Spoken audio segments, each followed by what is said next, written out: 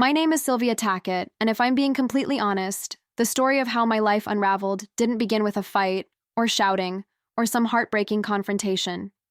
It began with something far quieter. Silence. Not the simple kind, but the kind that settles beneath everyday moments like a low, persistent hum. The kind you don't notice until suddenly you do, and then you can't unhear it no matter how hard you try. It was the silence of fingers tapping on a phone, quick and deliberate, hiding in plain sight. The silence of a half-smile appearing on someone's face when they think no one is watching, small and secret and unguarded, and disappearing the instant you are. That was Lucas. We'd been together for 2 years, long enough to build habits, long enough to share grocery lists and weekend routines, long enough to talk about maybe getting a dog someday, long enough to believe I knew the man I woke up next to every morning. But in those final weeks, the air between us shifted. Subtly at first, like a door left slightly ajar, then unmistakably, like a draft that chills the whole room. We'd be on the couch, my legs draped over his, some movie filling the room with background noise neither of us cared about. And then I'd feel it. The vibration of his phone against the cushion, the tiny adjustment of his body so the screen tilted away from my gaze, the immediate lock of his phone if my eyes drifted anywhere near it. I told myself I was imagining things, that I was being insecure, that this was normal in long relationships, that he was entitled to privacy, that trust meant giving someone the benefit of the doubt. I tried so hard to be the understanding girlfriend, the one who didn't spiral over nothing, the one who trusted without question. But something inside me, some compass I didn't want to listen to, kept pointing toward the truth I wasn't ready to face. The center of his world had shifted. Its new name was Jade. She was someone from his fitness class, someone he mentioned casually at first, just a name dropped into conversation. Then often, then constantly. Fun, funny, driven, the whole tech startup social scene thing. Late-night rooftop parties with coworkers whose job titles always sounded invented. I wasn't excluded from these plans, not exactly. I was just slowly, softly, carefully pushed away from them, like a boat being untied from a dock so gradually you don't notice until you're already drifting. It's mostly her work crowd, he'd say. You probably wouldn't enjoy it. They're intense, said gently, but landing like a shove. I pretended it didn't bother me. Pretended trust was still the foundation of what we had. Pretended boundaries didn't matter if you loved someone enough. But denial only works until reality pushes through. One Tuesday night, Lucas was chopping vegetables for dinner while I scrolled through apartment listings on my laptop. Those dreamy places with huge windows and sunlight pooling across hardwood floors. I was talking about what our mornings might look like someday, imagining coffee on a balcony, imagining building something permanent together. Lucas nodded at the right moments, but his mind was somewhere else entirely. I could see it in the distance behind his eyes. Then he said, without even looking up from the cutting board, that Jade was throwing something big that Saturday. Rooftop party at her building. Crazy city views. I smiled, trying to sound casual. Sounds fun. What's the crowd? He shrugged, the knife moving steadily through a carrot. Just startup people. You can come if you want, but you'll probably be bored. That tone again. Come if you want, but you shouldn't. An invitation disguised as exclusion, wrapped in just enough plausible deniability to make me question my own instincts. I tried to laugh it off. I'm not socially inept, Lucas. He chuckled lightly, still not meeting my eyes. I know, babe. It's just a late night. And if it goes too late, I might just crash there. She's got a guest room, way cheaper than an Uber at 3 a.m. The knife in his hand froze. My breath did too.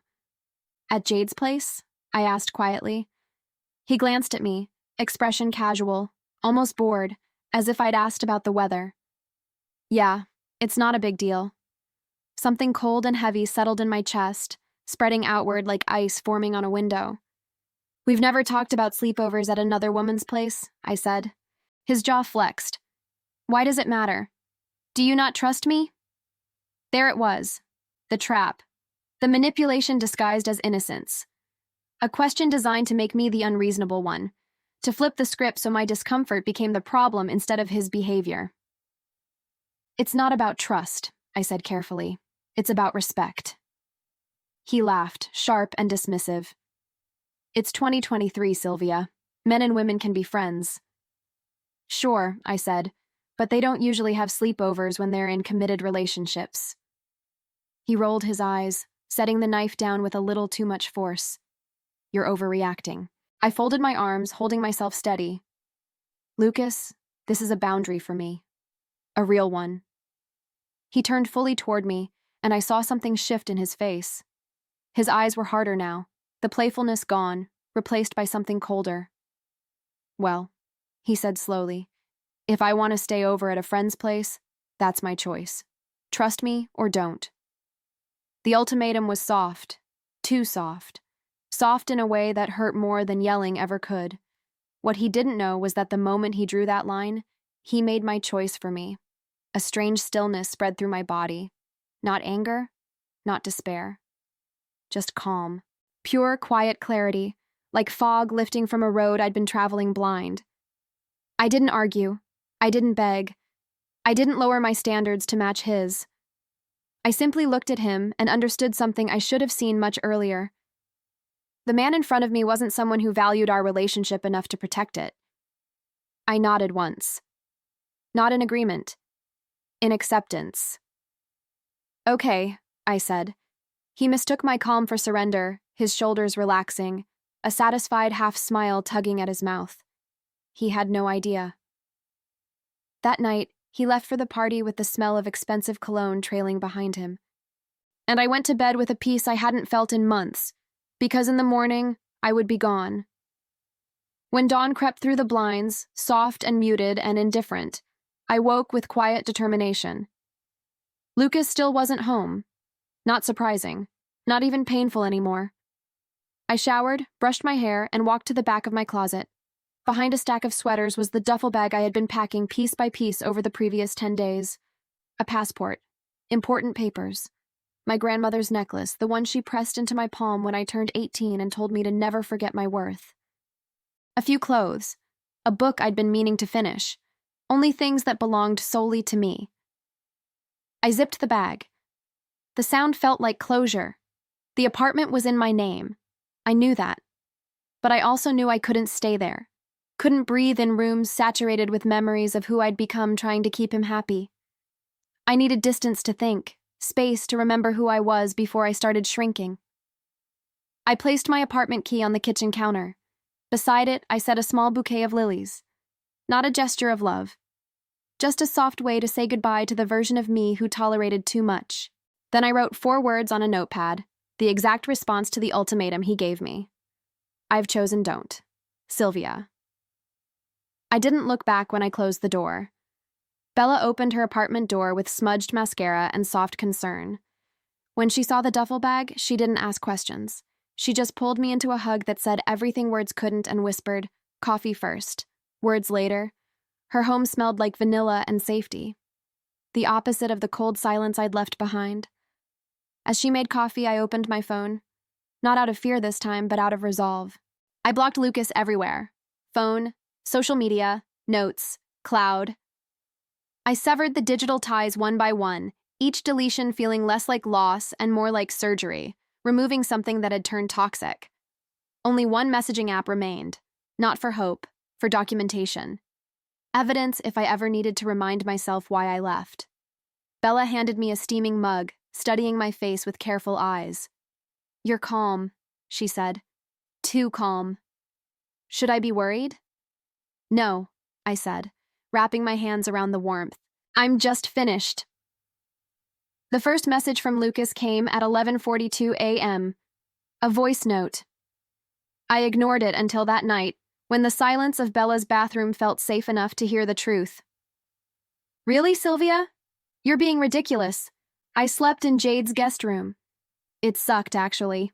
The mattress was terrible. "You're seriously throwing away 2 years over nothing?" Call me. No apology, no accountability.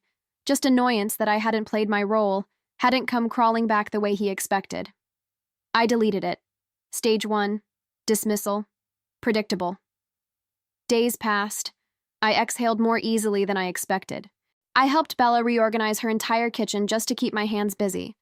I removed Lucas from my apartment access, changed the locks, reclaimed the space even though I wasn't ready to return to it. I caught up on work projects I'd been neglecting. I slept deeply for the first time in months. A week later, Bella slid her laptop toward me across the kitchen table. "You need to see this," she said quietly. A rooftop photo. Neon lights cutting through darkness. And there they were, Lucas and Jade, his arm wrapped around her body leaning into his like she belonged there. Captioned with some celebratory nonsense and tagged for the world to see. Bella looked worried, watching my face for cracks. "Are you okay?" "I'm fine," I said. And the shocking part was I meant it. The photo wasn't a revelation. It was confirmation. Proof that my instincts had been right all along, that the compass I'd tried to ignore had been pointing true north the entire time. That night, another voice note arrived. This one frantic, disorganized words tumbling over each other. "Okay, Sylvia, I'm sorry. I shouldn't have snapped at you. But you just left. You didn't even try to fix things. You didn't give us a chance. Please call me. We can work this out. I know we can." Stage 2. Bargaining dressed as blame. He apologized, but for all the wrong things. He apologized the way people do when they're not sorry, only inconvenienced. He framed my absence as an overreaction, as if my leaving was the real betrayal, not the choices that forced me to walk out the door. I listened, let his voice hang in the air for a moment, then deleted the message. I knew the pattern. I'd seen it before in books, in movies, in stories friends told me about their exes. I just never thought I'd live it. But I was finally, unequivocally, done. 3 days later, another message arrived. Longer, broken in places, almost frantic. I was zipping up a suitcase, packing the last of my things before moving into a small sublet near the river, a place that felt like a blank page, a beginning. I pressed play while folding a sweater. His voice sounded different this time, soft, ragged, stripped of its usual certainty. "You were right, okay? Jade, I don't know. She's seeing someone else, some architect. I miss you. I miss us. I can't sleep. I keep thinking you'll walk through the door and you never do. Please, I'm sorry. I'll do anything. Just tell me what to fix. I need you, Sylvia. Please." The desperation was louder than the apology, but desperation is not love, and regret is not respect. I deleted that message too. Stage 3. Collapse. Let his world unravel. I had no intention of climbing back into the rubble with him. Piece by quiet piece, my new life began forming itself. For the first time in months, maybe years, my lungs felt like they belonged to me again.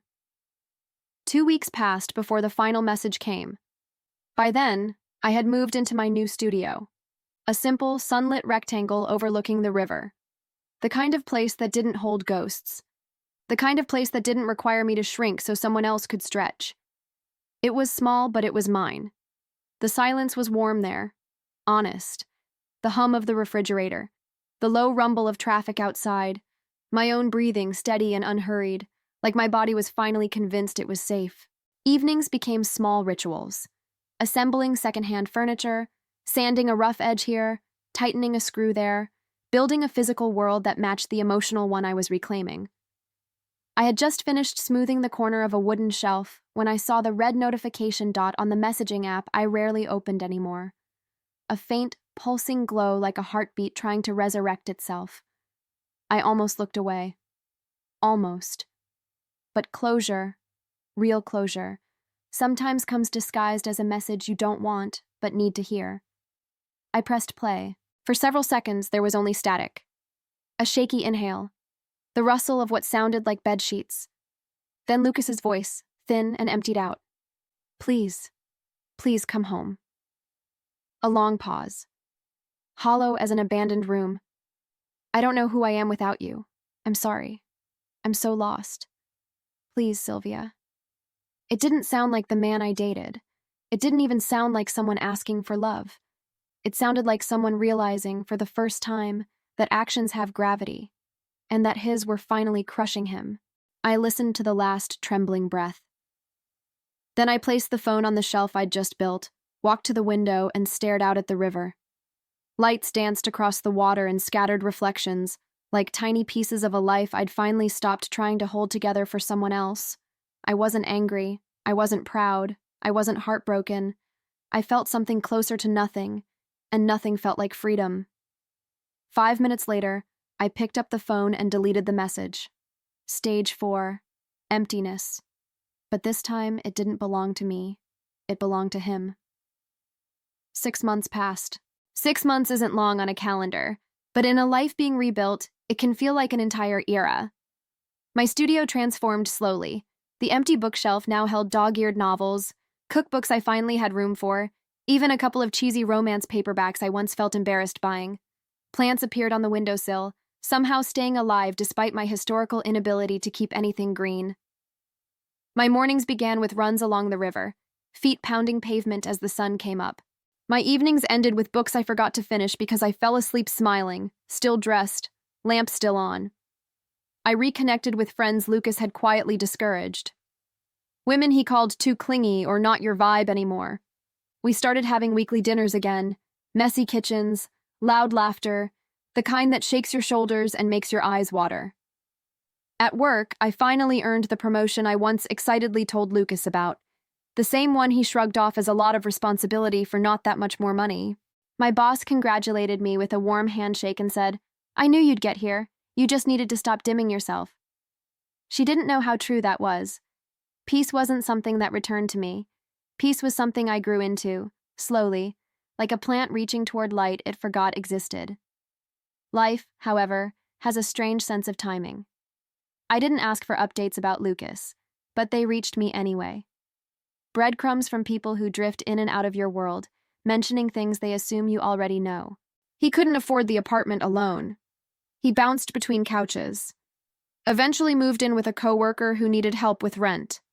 Jade went public with the architect. Polished photos, confident poses, the kind of man who looked like he belonged in that rooftop world all along. Lucas's once busy social media went quiet. His party friends moved on to the next interesting person. The excitement he built his identity on evaporated the moment the attention did. His life was dismantling itself piece by piece. I didn't feel vindicated. I didn't feel anything about it at all.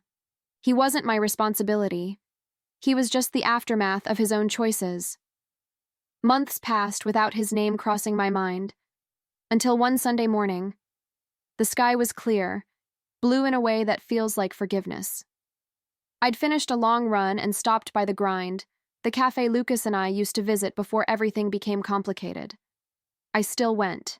They made the best lattes in the city, and I refused to let good coffee become collateral damage.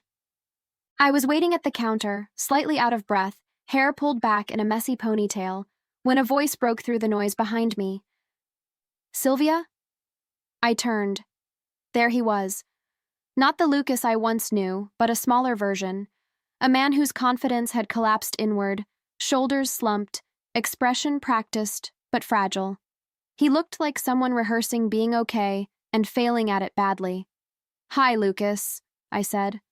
My voice was steady, friendly even, but empty of everything he hoped to find. He felt the emptiness before any words registered. It hit him like walking into glass he didn't see.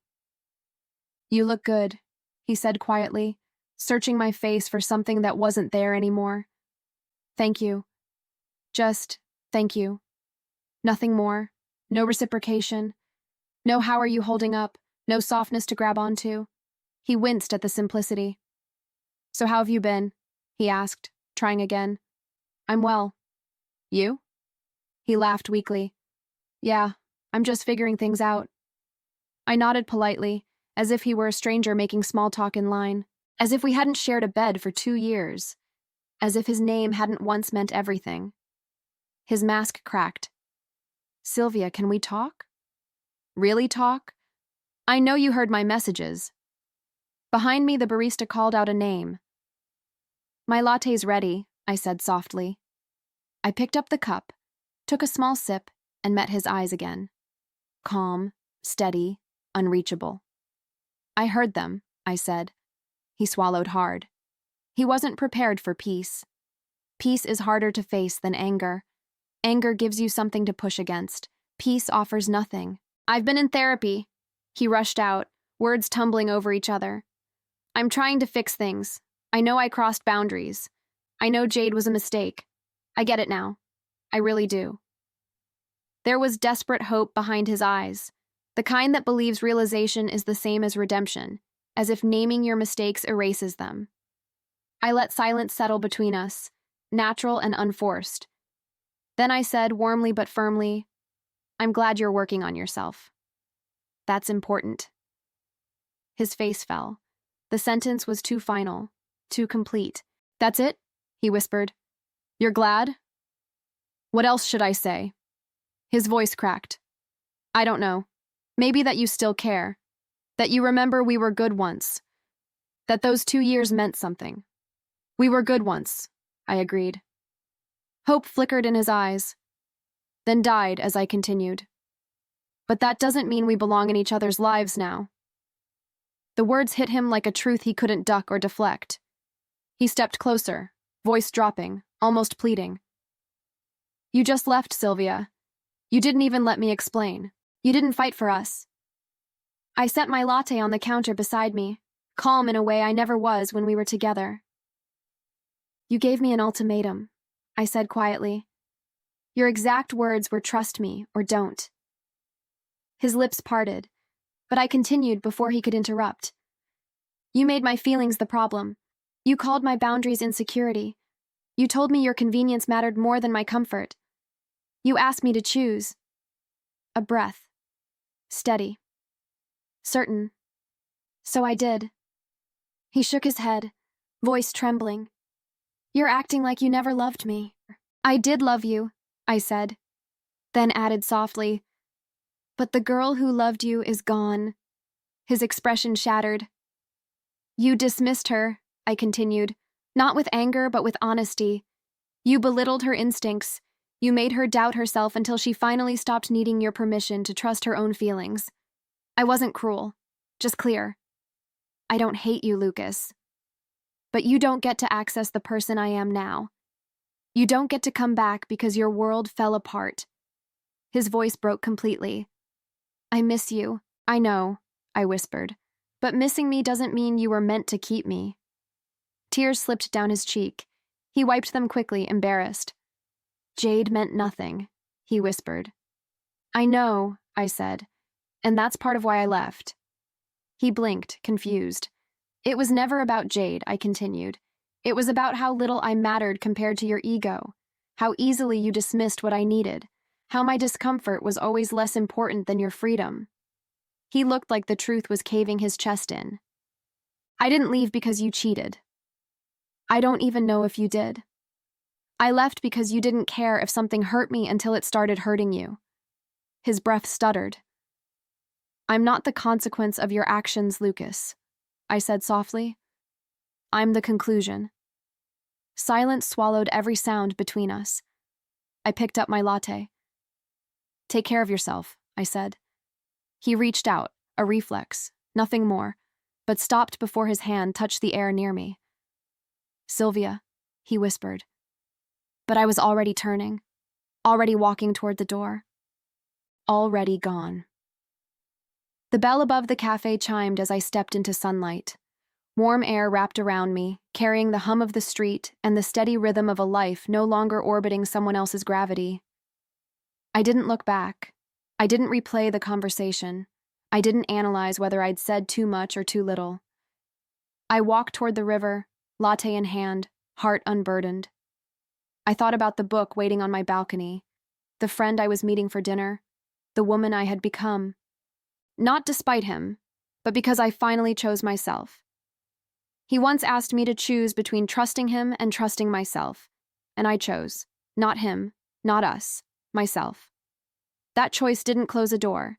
It opened something wider, a horizon I was only beginning to explore, and I was already walking far past its edge.